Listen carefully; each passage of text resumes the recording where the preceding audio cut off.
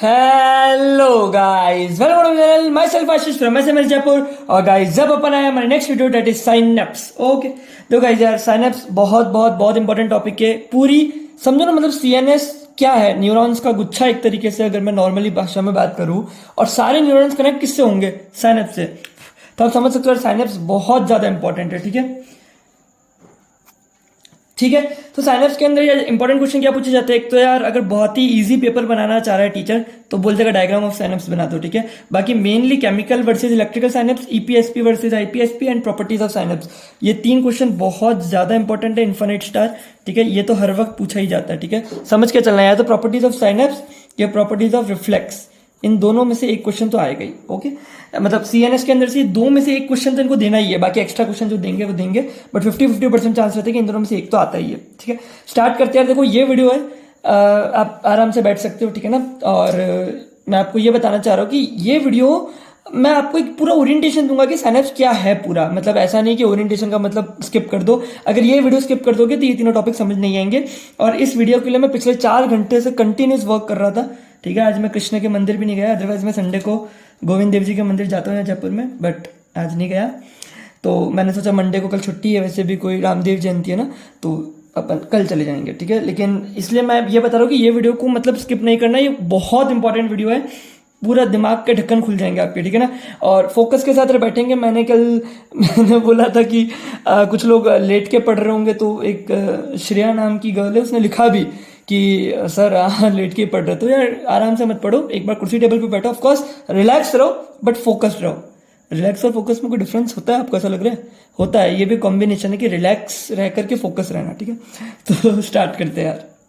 देखो मतलब पहले तो समझो कि देखो सब कुछ जुड़ा हुआ ही साइनेप्स से। मतलब एक साइनेप्स जो है ना, वो एक इंपल्स को दूसरे इंपल्स में ट्रांसमिशन कर रहा है। मतलब एक न्यूरॉन का जो नर्व इंपल्स है उसको दूसरे न्यूरॉन के इंपल्स तक ले जा रहा है। तो ये सिंगल इंपल्स रिपीटेटिव इंपल्स भी बन सकती है बिकॉज ऑफ दिस साइनेप्स। यहां तक कि बहुत सारे इंपल्स जुड़ करके एक न्यूरॉन के अंदर एक अलग तरह का इंपल्स क्रिएट कर सकती है।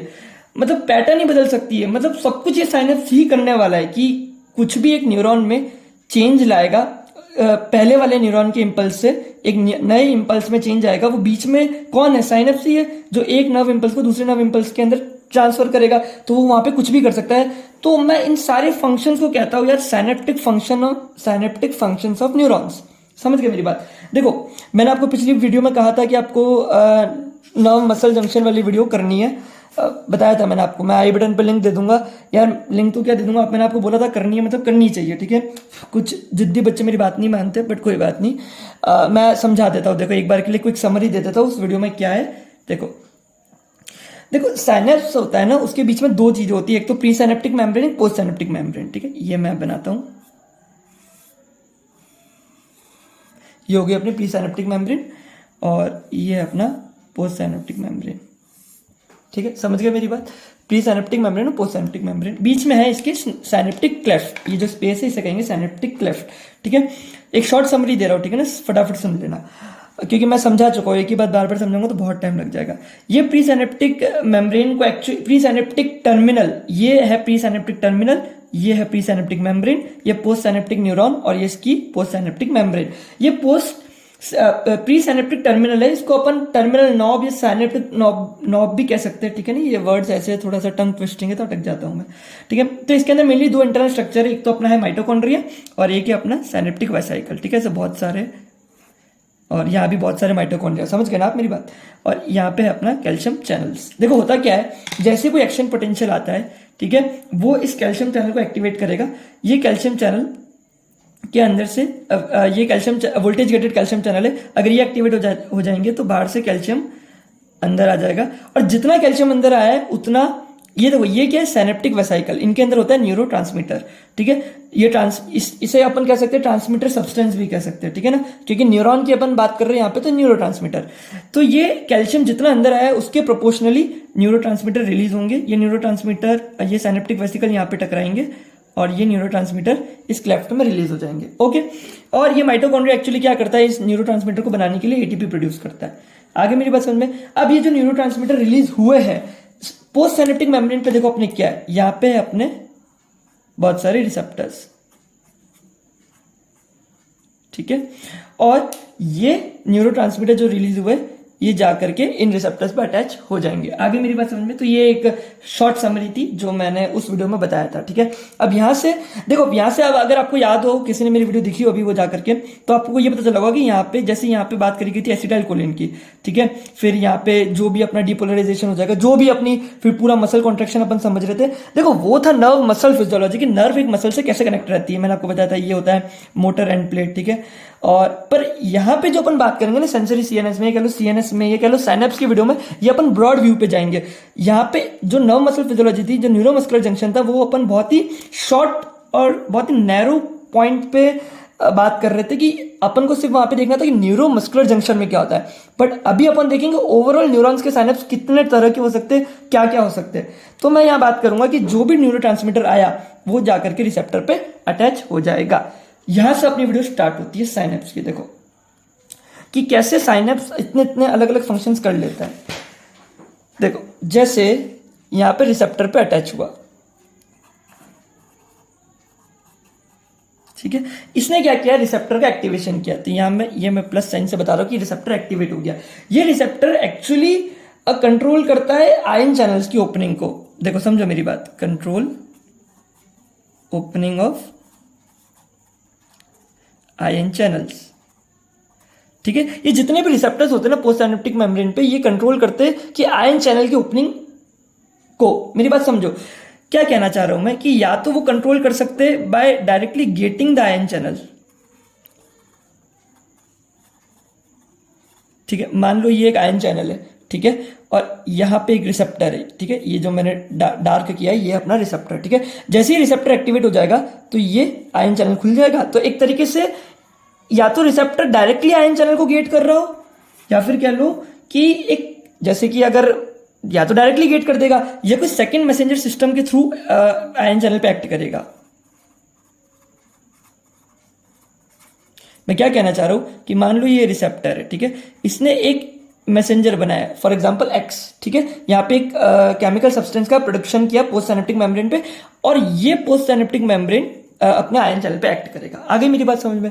तो दो तरह के रिसेप्टर्स होते हैं, समझे मेरी बात?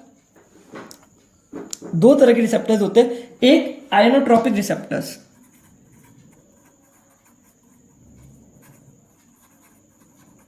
ठीक है, और दूसरा होता है मेटाबोट्रोपिक रिसेप्टर्स। आयनोट्रोपिक रिसेप्टर मतलब जो डायरेक्टली आयन चैनल्स को कंट्रोल करेगा, और मेटाबोट्रोपिक मतलब जो मेटाबॉलिज्म के थ्रू एक सब्सटेंस बनाएगा और फिर आयन चैनल को कंट्रोल करेगा। आपको आगे मेरी बात समझ में? तो ये फर्स्ट है और ये सेकंड है, ठीक है। तो एक एक करके अपन दोनों को डिस्कस करेंगे। सबसे पहले आयनोट्रोपिक रिसेप्टर्स को देखते हैं। देखो आयनोट्रोपिक रिसेप्टर्स की अपन बात करें तो ये सीधी सी बात है कि आयन चैनल को कंट्रोल करेगा। अगर ये जैसे एक्टिवेट होगा तो ये आयन चैनल को एक्टिवेट करेगा, ठीक है। अच्छा, आयन चैनल को एक्टिवेट तो कर देगा, बट दो तरह के देखो आयन चैनल्स होते हैं, या तो कैटायन या एनायन। तो ये इन दोनों में से किसी को भी कर सकता है, ठीक है, किसी को भी कर सकता है। मतलब भाई ऐसे रिसेप्टर्स जो कैटायन चैनल को करेंगे तो क्या कहलाएंगे, मैं समझना। आयन चैनल भी दो तरह के होते हैं, कैटायन और एनायन,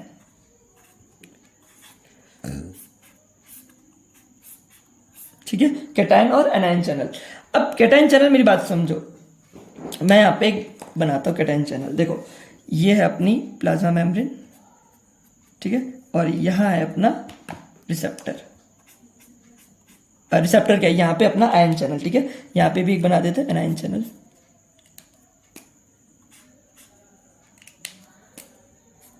ठीक है। तो ये अपनी मेम्ब्रेन और यहां पे अपना एक रिसेप्टर है। देखो कैटायन चैनल का मतलब क्या होता है कि अगर मान लो कैटायन चैनल ओपन होते हैं, ठीक है, तो क्या होगा, बाहर से सोडियम अंदर आएगा, ठीक है, बाहर से सोडियम अंदर आया। ये जो सोडियम अंदर आया तो क्योंकि कैटायन चैनल एक्टिवेट हुए तो कैटायन चैनल ओपन हो गए तो सोडियम अंदर आ जाएगा। अगर एनायन चैनल एक्टिवेट होंगे तो क्या होगा, क्लोराइड अंदर आएगा। मेरी बात आ रही है समझ में? तो दो तरह के चैनल्स हो गए, कैटायन और एनायन। देखो होता क्या है कि भाई क्यों सोडियम ही अंदर आया, जब चैनल ओपन हुआ तो कुछ भी आ सकता था। जो ये अपने कैटायन चैनल होते हैं इनके आसपास होता है नेगेटिव चार्ज। क्या होता है, नेगेटिव चार्ज। तो ये नेगेटिव चार्ज क्या करता है, क्लोराइड को तो रिपेल करता है, और ये जो अपना सोडियम है, सोडियम आयन एक्चुअली हाइड्रेटेड होता है, तो हाइड्रेटेड सोडियम आयन को अट्रैक्ट करता है। तो जैसे ही चैनल ओपन होंगे, इनका डायमीटर बड़ा होगा, वैसे ही अपना सोडियम अंदर आ जाएगा। और क्लोराइड की अगर अपन बात करें तो क्लोराइड चैनल के आसपास क्या होना चाहिए, पॉजिटिव चार्ज। ऐसा नहीं होता, ठीक है। एक्चुअली समझो, क्लोराइड आयन स्मॉल है साइज में compare to sodium hydrated ion. मेरी बात समझ रहे हो। वैसे अपन ने केमिस्ट्री में पढ़ा था नीट के टाइम पे कि सोडियम का साइज छोटा होता है, बट हाइड्रेटेड सोडियम क्लोराइड से बड़ा है। तो यहाँ पे इसकी कोई जरूरत नहीं है। जैसे ही चैनल खुलता है तो क्लोराइड डायरेक्टली अंदर आ जाता है। हाइड्रेटेड सोडियम आयन क्योंकि वो साइज में बड़ा है तो वो अंदर नहीं आ सकता। ओके, अब जैसे ही सोडियम अंदर आया तो इसने यहाँ पे क्या कराया, यहाँ पे कराया इंक्रीज। जैसे कि अब देखो, सोडियम अंदर आया मतलब पोटेंशियल अंदर का पॉजिटिव हुआ। पॉजिटिव मतलब इंक्रीज इन पोटेंशियल, ठीक है। और यहाँ पे डिक्रीज इन पोटेंशियल। और अगर मैंने आपको वो भी कहा था कि एक्शन पोटेंशियल वाली वीडियो भी देखना, तो इंक्रीज इन पोटेंशियल मतलब टुवर्ड्स डीपोलराइजेशन, और डिक्रीज इन पोटेंशियल मतलब टुवर्ड्स हाइपर पोलराइजेशन। मैं कहना बस यहाँ पे ये चाह रहा हूं कि जैसे अगर डीपोलराइजेशन होगा तो इस वजह से न्यूरॉन अपना क्या करेगा, एक्साइट। आगे मेरी बात समझ में, एक्साइट। और अगर ये एनायन चैनल ओपन हुआ तो हाइपर पोलराइजेशन की तरफ चीजें जाएगी और इस वजह से अपना न्यूरॉन करेगा इनहिबिट। अब आप समझे कि एक न्यूरोट्रांसमीटर कैसे काम कर रहा है। मेरी बात समझो, मैं अब आपको ये कहना चाह रहा हूं कि जो न्यूरोट्रांसमीटर, ध्यान से, जो न्यूरोट्रांसमीटर रिसेप्टर्स पे अटैच होकर के केटायन चैनल का एक्टिवेशन कराएगा वो कहलाता है एक्साइटेटरी न्यूरोट्रांसमीटर। समझे, ये है डेफिनेशन। अच्छा, कुछ लोग वाइवा में बोल करके आ जाते हैं कि एक टीचर पूछता है वाइवा में व्हाट इज एक्साइटेटरी न्यूरोट्रांसमीटर, तो टीचर मतलब बच्चा क्या बोलता है, those neurotransmitters which excite the post synaptic neuron. ये मतलब ये तो यही बात हो गई ना, समझ रहे हो। मतलब बस वर्ड्स को तोड़ के तुमने ज्यादा होशियारी मार ली, ठीक है। फिर टीचर तुम्हें बताता कि वो कितना होशियार है, जबकि डेफिनेशन क्या है। हालांकि ये आंसर मैं ही देके आया था अपने फर्स्ट ईयर के वाइवा में, समझ रहे हो। अब मुझे समझ में आया कि टीचर ने नंबर कहाँ काटे थे। एक्चुअली टीचर को ये सुनना है कि those neurotransmitters which open cation channels are called excitatory neurotransmitters and which ultimately of course leads to excitation of the postsynaptic neuron. And what are inhibitory neurotransmitters? Those neurotransmitters which open anion channels and which ultimately leads to inhibition of the postsynaptic neuron. These are called inhibitory neurotransmitters. I hope आपको मेरी बात समझ में आ रही होगी। देखो यार, ये सब समझाने के लिए मुझे बहुत पढ़ना पड़ता है, तब जाके मैं आपको समझा पाता हूँ। अच्छा, बहुत सारे लोग मुझे कमेंट करते रहते हैं, क्या बॉस आप भी, क्या सर आप भी, क्या भैया आप भी, मतलब आपको तो सब कुछ ही आता है। एक्चुअली ऐसा नहीं है, मैं पढ़ करके लाता हूँ। मेरे को कहाँ से ये सब चीज़ें आएगी। मैं तो कोई थोड़ी ना कोई बहुत सालों से पढ़ा रहा हूँ, पहली बार आप लोगों को ये चीज़ पढ़ा रहा हूँ और इतना अच्छे से मैं खुद पहली बार पढ़ रहा हूँ, समझिए। तो आई होप आपको कॉन्सेप्ट समझ आ रहा है। ये कॉन्सेप्ट इतना काम आएगा ना पूरा सीएनएस के अंदर, वरना फिर बच्चे बाद में कहते हैं सीएनएस हार्ड है, सीएनएस हार्ड है। सीएनएस हार्ड नहीं है, आपने फंडामेंटल स्ट्रांग नहीं किया। जिसके फंडामेंटल अभी स्ट्रांग हो जाएंगे ना, फिर मैं आपको सीएनएस पढ़ाऊंगा तो आप पानी की तरह आंसर करोगे, ठीक है। तो आपको ये बात समझ में आ गई। तो ये हो गए एक तरह के आयनोट्रोपिक रिसेप्टर्स। अच्छा, एक पॉइंट आप यहाँ पे समझ पा रहे हो। मैं ये कहना चाह रहा हूँ कि न्यूरोट्रांसमीटर आया, उसने रिसेप्टर का एक्टिवेशन कराया, उसकी वजह से आयन चैनल ओपन हुआ। इसका यह मतलब है कि जब तक न्यूरोट्रांसमीटर रहेगा, जब तक आयन चैनल ओपन रहेगा, बट जैसे अगर न्यूरोट्रांसमीटर नहीं रहा तो चैनल भी फटाक से क्लोज हो जाएंगे। तो यार एक प्रॉब्लम हो गई भाई। मेरे को अगर मान लो मेरे ब्रेन को, अपन इंसान है, अपन में ये तो फर्क है। अपन को अगर मेमोरी रखनी है, कोई भी चीज की मेमोरी रखनी है, कोई चीज आपने याद करी, आप चाहते हो उसके लॉन्ग टर्म मतलब आपके माइंड में रहे, एटलीस्ट 4-5 दिन तक तो रहे। भाई आपने एक रात पहले एग्जाम के पढ़ा, कल तक तो याद रहे। बट अगर ये ऐसा नहीं होगा, क्योंकि ऐसा तो हो ही नहीं सकता। क्यों? क्योंकि न्यूरोट्रांसमीटर आएगा तभी तो ये, तब समझ रहे हो क्या कह रहा हूं मैं, कि न्यूरोट्रांसमीटर आएगा तभी तो चैनल ओपन होगा और तभी अपना काम होगा। लेकिन अपन क्या चाहते हैं कि ये न्यूरोट्रांसमीटर भले रहे कि ना रहे, अपना पोस्ट सिनेप्टिक न्यूरॉन पे इफेक्ट बना रहना चाहिए। आई मेरी बात समझ में? भाई अगर न्यूरोट्रांसमीटर चला भी जाए तो भी अपना पोस्ट सिनेप्टिक न्यूरॉन या तो एक्साइटेड स्टेट में रहना चाहिए, इनहिबिटेड स्टेट में रहना चाहिए। और ये सब चीजों की जरूरत कब पड़ती है? जैसे अपने cognitive functions, thinking process, memory के अंदर। तो जाकर के एक नया रिसेप्टर साइंटिस्टों को भी मिला कि भाई ये ब्रेन कैसे कर रहा है। तब पता चला एक और रिसेप्टर होता है जिसे कहते हैं मेटाबोट्रोपिक रिसेप्टर, और ये वर्क करता है सेकेंडरी मैसेंजर सिस्टम के थ्रू। और क्योंकि ये सेकेंडरी मैसेंजर उस पोस्ट सिनेप्टिक न्यूरॉन में बहुत टाइम तक रहेगा, एटलीस्ट कुछ सेकंड से लेकर के कुछ मंथ्स तक रहेगा, इसलिए अपन ये लॉन्ग टर्म काम करने में हेल्प कर सकता है। आपको आई होप समझ में आ रहा होगा, ठीक है। देखो मैं आपको थोड़ा सा और समझाता हूं। देखो ओके, देखो क्या हुआ कि अब यहाँ पे अपन बात कर रहे कि आयन चैनल सुटेबल नहीं है इस काम के लिए कि लॉन्ग टर्म या प्रोलॉन्ग चेंजेस लाने के लिए, तो यहाँ पे अपना वर्ड बात करेंगे सेकेंडरी मैसेंजर सिस्टम के लिए। सेकेंडरी मैसेंजर सिस्टम, और इस सेकेंडरी मैसेंजर सिस्टम की अगर अपन बात करें तो वैसे बहुत सारे सेकेंडरी मैसेंजर सिस्टम होते हैं, और सबसे फेमस है जी प्रोटीन कॉम्प्लेक्स। ये एक्चुअली नाम से पता पड़ रहा है जी प्रोटीन कॉम्प्लेक्स, जी का मतलब है ग्रुप ऑफ प्रोटीन, ठीक है, ग्रुप ऑफ प्रोटीन मिलकर के कॉम्प्लेक्स बनाते हैं, तो इसे कहते हैं जी प्रोटीन कॉम्प्लेक्स, ठीक है। ये एग्जाम में पूछा जाता है, कभी कभी ये आता है एग्जाम में, इन्फिनिट स्टार तो नहीं है, आप इसे 3 स्टार मान लो, ठीक है। ये एग्जाम में कभी कभी पूछा जाता है, और अगर आ गया नहीं क्वेश्चन तो ये 5 स्टार, मतलब 5 स्टार क्या 5 मार्क्स में आएगा, ठीक है, तो फिर बैंड बच जाती है। आप ध्यान से समझना, जी प्रोटीन कॉम्प्लेक्स फर्स्ट ईयर के किसी बच्चों को बहुत रेयरली समझ में आता है, वो मतलब टेंशन में आ जाता है कि इतना बड़ा डायग्राम क्या हो रहा है, कुछ समझ नहीं आ रहा, तो आप समझना, आज के बाद फिर कभी समझने की जरूरत पड़ेगी नहीं, इतना इजीली समझा दूंगा। देखो जी प्रोटीन कॉम्प्लेक्स क्या होता है समझो, ये मैंने बनाया एक, कहाँ तक दिख रहा है, यहाँ तक दिख रहा है, ये है अपना एक क्या कह रहे हैं इसको,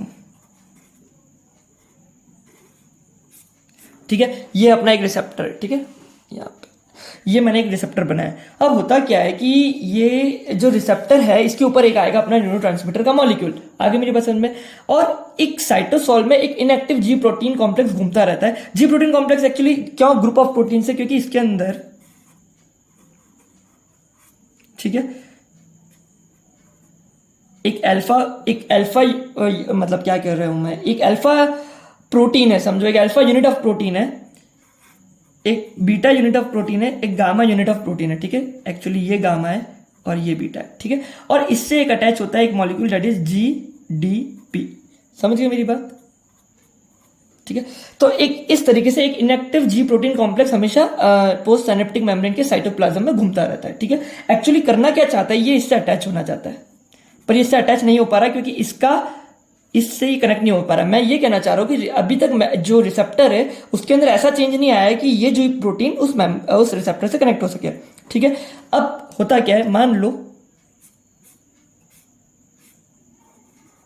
एक अपना रिसेप्टर मॉलिक्यूल, एक अपना न्यूरोट्रांसमीटर मॉलिक्यूल यहाँ पे आके अटैच हो गया, इस वजह से क्या हुआ, अपना रिसेप्टर एक्टिवेट हो गया, ये रिसेप्टर हुआ अब एक्टिवेट, और एक्टिवेट का मतलब क्या है, इसके अंदर इस न्यूरोट्रांसमीटर के आने की वजह से कॉन्फॉर्मेशनल चेंज हुआ और इसकी वजह से ही अपना रिसेप्टर एक्टिवेट हो गया। ये रिसेप्टर के एक्टिवेट होने की वजह से अब अपना जी प्रोटीन आराम से अटैच हो सकता है,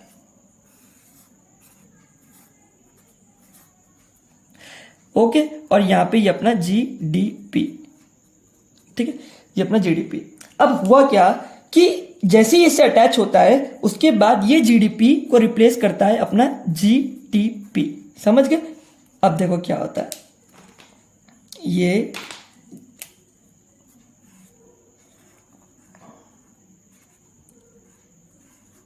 यहां आ गया अब अपना GTP, ठीक है। और ये जैसे यहाँ पे GDP आता है वैसे ही बीटा और गामा सब यूनिट इससे अलग हो जाते हैं। अब ये अपने आप में पूरा एक्टिवेटेड है, ठीक है। और ये एक्टिवेट होने के बाद क्या क्या चीजें करता है अब देखो, क्योंकि अब ये जो मैं बोल रहा था ना एक सेकेंड मैसेंजर सिस्टम, देखो अब ये क्या करेगा, यहां पे मैंने एक बनाया है आयन चैनल, ठीक है, ठीक है। देखो ये बहुत सारे काम कर सकता है, देखो सबसे पहले तो या तो ये ओपन कर देगा आयन चैनल को, ओपन ऑफ चैनल, ठीक है। अब मान लो ये पोटेशियम चैनल हुआ, ठीक है, तो पोटेशियम अपना बाहर जाएगा, ठीक है। तो एक तरीके से अगर पोटेशियम बाहर गया समझ लो, तो अंदर क्या हुआ, नेगेटिव, और नेगेटिव मतलब हाइपरपोलराइजेशन मतलब इनहिबिशन, तो एक तरीके से ये इनहिबिशन करा सकता है। एक और क्या काम कर सकता है, जैसे एक बहुत सारे मेम्ब्रेन कॉम्प्लेक्स भी होते हैं, ठीक है। मान लो ये एक मेम्ब्रेन एंजाइम है, ठीक है, ये इसको एक्टिवेट कर सकता है, ठीक है, मेम्ब्रेन एंजाइम को। ये मेम्ब्रेन एंजाइम क्या करेगा, ATP, ये कह लो GTP, इनका कन्वर्जन करा देगा, साइक्लिक AMP, साइक्लिक GMP, और यही एक्चुअली आगे जाकर के बहुत सारे केमिकल रिएक्शंस प्रोड्यूस कर सकते हैं इस सेल के अंदर, जो कि लॉन्ग टर्म में बहुत काम आएंगे। ये अपना देखो सेकंड मैसेंजर बन गया, यही तो है सेकंड मैसेंजर, आप समझ गए मेरी बात को। या और क्या कर सकता है, ये बहुत सारे काम कर सकता है। थर्ड काम क्या कर सकता है, ये एक्टिवेट कर सकता है एंजाइम्स को, एक या दो से ज्यादा एंजाइम्स को, जो जाकर के एक पोस्ट सिनेप्टिक न्यूरॉन में चेंजेस लाएंगे, या ये जीन ट्रांसक्रिप्शन को एक्टिवेट कर सकता है। समझ गए मेरी बात को। जीन ट्रांसक्रिप्शन एक्टिवेट होगा तो मान लो प्रोटीन्स नहीं बने, मतलब न्यू टाइप ऑफ प्रोटीन्स बनेंगे। आप समझो कि मान लो अगर ये जो रिसेप्टर है, मान लो ये एक्साइटेटरी रिसेप्टर है, ठीक है, ये यहाँ पे अपन ने इनिबिशन का एग्जांपल लिया है, मान लो ये इनिबिटरी रिसेप्टर है, ठीक है, तभी तो इसने पोटेशियम चैनल को ओपन करवाया और इस वजह से सेल की इनिबिशन हो गई। और अपन चाहते हैं कि मान लो सेल ज्यादा इनिबिटेड रहे, ठीक है, तो ये जीन ट्रांसक्रिप्शन कराएगा, मतलब प्रोटीन्स बनेगी, मतलब प्रोटीन्स कह लो ये रिसेप्टर्स और बनेंगे, तो और रिसेप्टर्स बनने का मतलब है और इनिबिटरी रिसेप्टर्स बन गए। आप मेरी बात समझे, तो और इनिबिशन हो सकता है। तो एक तरीके से एक साइनेप्स ने प्रॉपर्टीज भी चेंज कर दी। I hope you got my point, समझे, ठीक है। इसके बाद ये सारे ये जो अपना जी प्रोटीन, एक्टिवेटेड जी प्रोटीन, ये सब काम करा देता है, ठीक है, क्योंकि ये एक बार बन गया तो अब सारे काम होते रहेंगे। ये खुल गया, ठीक है, एंजाइम्स एक्टिवेट हो गए, तब तो काम प्रोटीन बन गया, तो ये तो क्या एक तरीके से परमानेंट हो गया, लॉन्ग टर्म के लिए हो गया। और उसके बाद ये जीटीपी क्या करता है, हाइड्रोलाइज कर जाता है वापस जीडीपी में, ठीक है, और फिर जीडीपी से अटैच हो जाता है, बीटा और गामा यूनिट से अटैच हो जाती है, और ये वापस एज ए इनएक्टिव फॉर्म में, जी प्रोटीन फॉर्म में साइटोसोल के अंदर रहता है। आगे मेरी बात समझ में। तो ये था पूरा एक जी प्रोटीन का। देखो मैं वापस बता देता हूँ। सबसे पहले इनएक्टिव जी प्रोटीन कॉम्प्लेक्स साइटोसोल में फ्रीली रहता है, ठीक है, उसके बाद रिसेप्टर का एक्टिवेशन होता है, कॉन्फॉर्मेशन चेंज होता है, ये जी प्रोटीन से आके अटैच होता है, जीडीपी रिप्लेस होता है जीटीपी से, बीटा और गामा सब यूनिट्स यहाँ से हट जाती है, और फिर ये 4 फंक्शन कर सकता है, जैसे कि कोई चैनल ओपन करना, या कह लो मेम्ब्रेन कॉम्प्लेक्स को एक्टिवेट करना, ठीक है ना, मेम्ब्रेन के अंदर कोई एंजाइम है उसको एक्टिवेट करना, या इंटरनल कोई इंट्रासेल्युलर एंजाइम से उसको एक्टिवेट करना, या जीन ट्रांसक्रिप्शन कराना। समझ गए। तो ये था यार जी प्रोटीन का करने का स्टाइल, या कह लो सेकंड मैसेंजर का तरीका। तो आप मेरी एक बात तो समझ गए कि अब समझ में आ रहा है कि वो मैं आपको एक बात कह रहा था कि या तो आयन चैनल एक्टिवेट हो तो इंस्टेंट रिस्पॉन्स आएगा, या फिर ये एक्टिवेट हो तो थोड़ा सा डिले आएगा बट लॉन्ग टर्म तक रिस्पॉन्स रहेगा। तो एक तरीके से क्या मतलब ब्रेन का सिस्टम देख लो कितना शानदार, अपनी बॉडी कितने अच्छे से डिजाइंड है कि या तो तुम्हारे पास मतलब ये है कि तुम्हें कोई रैपिड इफेक्ट चाहिए तो रिसेप्टर आयन चैनल से अटैच रहेगा और वो फटाफट रैपिड इफेक्ट दे देगा, क्योंकि अपन को बहुत बार रैपिड इफेक्ट चाहिए होता है कोई भी काम करने के लिए। मैंने बताया था जैसे मान लो ये चीज गर्म है तो फटाफट हाथ पीछे ले जाना है, तो इतना इंपल्स तेज जाना भी तो चाहिए, समझे मेरी बात को। और दूसरा आपको कोई लॉन्ग टर्म इफेक्ट रखना है कि ये चीज मेमोरी में स्टोर होनी चाहिए, तो मेमोरी में स्टोर कैसे होगी? कभी आप सोचा है कि भाई ऐसे कैसे कोई मेमोरी में कोई भी चीज स्टोर हो जाएगी? अगर आप बहुत मेडिकल के लेवल पे देखो तो कोई सोच ही नहीं पाए। तो एक्चुअली वो इस तरीके से स्टोर होती है कि सेकेंडरी मैसेंजर्स उसमें क्रिएट हो जाते हैं, और अगर ये बार बार अपन रिविजन करते रहेंगे पढ़ाई का तो बार बार ये चीजें और बनती रहेगी और लॉन्ग टर्म में ज्यादा टाइम तक रहेगी। समझ लो आप, मतलब आप मेरी बात समझो कि अपन क्या एग्जाम्पल दूं, अपन ABCD लिखते हैं तो अब अपन को ये पूछना नहीं होता कि U के बाद क्या आता है, V, P के बाद Q, O के बाद, समझ लो ये सारी चीज अपन को पता है। क्यों? क्योंकि अपन ने इतना ज्यादा रिवीजन दिया कि ये बहुत ज्यादा बन चुके हैं। आई होप आपको मेरी बात समझ में आ गई होगी, आई होप आपको फील आ रही होगी CNS में, ठीक है ना। मेरा काम फील लाना भी है, अगर सिर्फ पढ़ा करके चले जाता तो इतना पसीना नहीं बहता। देखो पूरा पसीना पसीना हो गया, आपको दिख ही नहीं रहा होगा, हाथ पे छोड़ो। तो देखो मैं समराइज कर देता हूँ, यहाँ पे अपनी वीडियो कंप्लीट होती है कि अगर एक मतलब एक न्यूरॉन का एक्साइटेशन कब माना जाएगा, या तो उस न्यूरॉन के अंदर या उस पोस्ट साइनेप्टिक न्यूरॉन के अंदर सोडियम चैनल ओपन हुए हो, ठीक है, सोडियम चैनल ओपन होंगे, सोडियम का इन्फ्लक्स हो जाएगा, उसकी वजह से डिपोलराइजेशन होगा, इसकी वजह से एक excitatory post synaptic neuron create हो जाएगा। या तो डिप्रेशन या depressed chloride and potassium channel, ठीक है। एक्चुअली अच्छा क्लोराइड को डिप्रेस तो आपको समझ में आ गया, क्योंकि क्लोराइड अंदर आएगा तो नेगेटिव हो जाएगा, और नेगेटिव की वजह से हाइपर पोलराइजेशन की वजह से इनिबिशन हो जाएगा पोस्ट साइनेप्टिक न्यूरॉन का।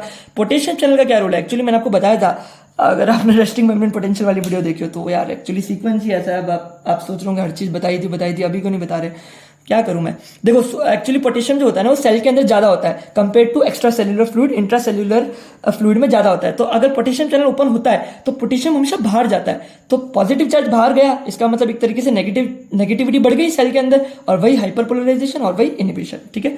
तो मैं ये कहना चाह रही हूँ, या तो सोडियम चैनल ओपन हो तो एक्साइटेशन हो, या फिर क्लोराइड और पोटेशियम चैनल में कोई ओपन ना हो, समझ लो, डिप्रेशन मतलब ओपन ना हो तो भी अपना एक तरीके से एक्साइटेशन हो गया।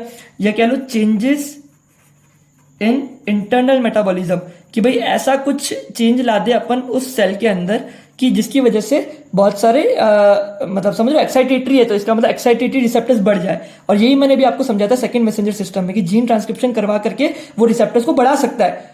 तो अगर एक्साइटेटरी रिसेप्टर है तो एक्साइटेटरी रिसेप्टर को बढ़ा सकता है। आप समझ गए ना मेरी बात को।